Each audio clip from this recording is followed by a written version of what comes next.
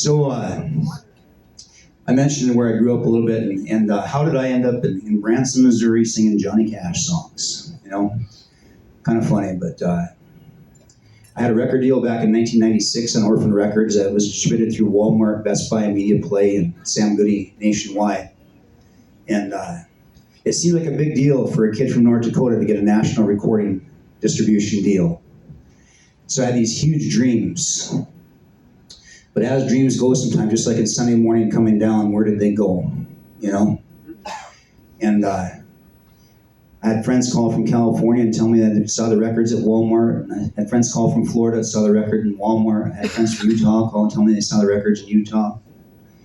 And I was asked the same question. I said, well, did you buy it? They said, dude, I'm a musician. I don't have any money. So, needless to say, records got returned.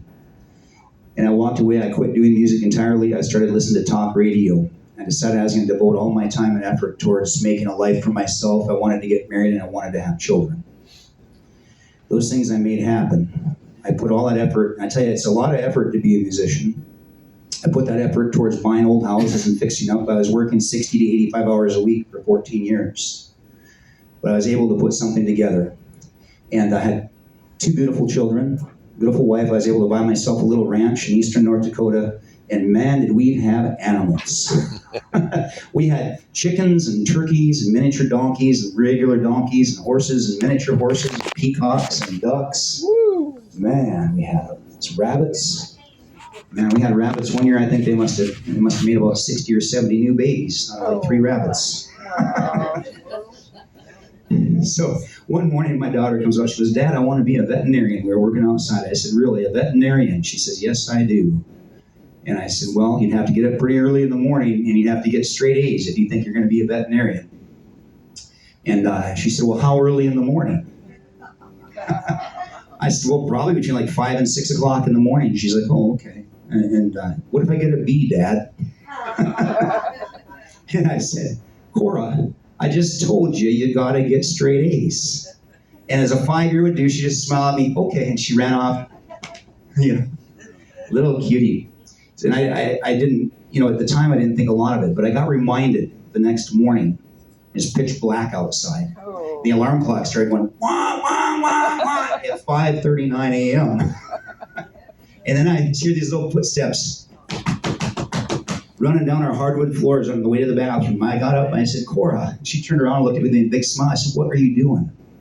She goes, I'm getting ready to be a veterinarian. Yeah. She was 5. Oh, wow. This went on for the next 14 years. She got up at 5:39. She went out and did her chores, picked eggs, took care of the chickens, checked on the horses, the cows, whatever was out there that was alive. She made sure the water was there. It wasn't frozen because, as I said before, we had 20 to 40 below zero weather regularly in the wintertime. And she'd be out there checking those animals, making sure everything was taken care of. She'd come in after her chores at about 7:30. Of course, she had the Dickies work coveralls and all that stuff on, and she'd sit down at the table and she'd do her homework. And that kid got straight A's as well. Wow. She got picked on a little bit her junior year in high school. We were at this school, and she had ripped up blue jeans, and the kids that had the cowboy boots, they're duct taped together because they're falling apart, and a ripped up T-shirt. It's not that I didn't want to buy her a new pair of boots. I was going to buy her some new boots, but she's so conservative. She said, Dad, I don't need them. I like my boots. And I said, well, you could use some jeans too. She's like, I earned every hole in those jeans and every hole in those boots. I earned them. And that was spectacular, Yeah.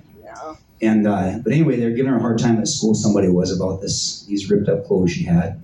She came home that night. She and I had a talk in the pickup ride on the way home. I worked in town too, and she rode with me. And anyway, I said, well, maybe you should just do something a little bit different.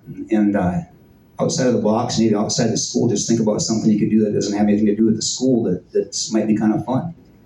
And here I was talking to my wife before bed that night, and she goes, you know what Cora said she's going to do tonight? I said, what's that? She said, she's going to run for Miss Teen North Dakota. I said, really?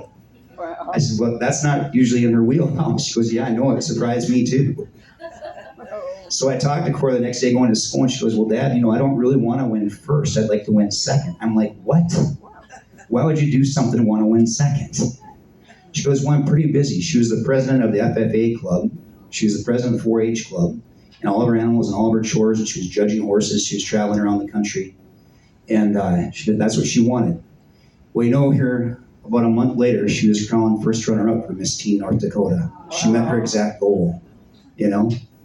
And she loved sharing new songs with me, and she liked it when I wrote songs. And we got a video coming up here, and it's up at my sister's ranch, my brother-in-law's ranch. And Cora always referred to this as her God place. It was God's country, and that's a term Kevin's very familiar with, out in the Badlands in North Dakota. And I guess the song's maybe a little bit self-explanatory, but this is dedicated to my daughter, Cora.